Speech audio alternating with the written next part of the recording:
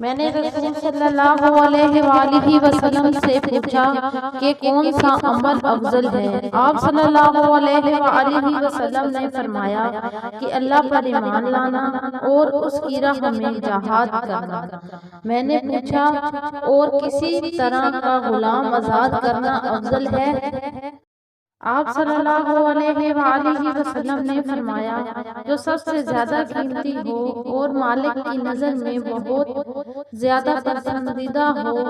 میں نے عرض کیا کہ اگر مجھ سے یہ نہ ہو سکا، آپ صلی اللہ علیہ وآلہ وسلم نے فرمایا کہ پھر کسی مسلمان کارگر کی مدد کر یا کسی بے ہنر کی۔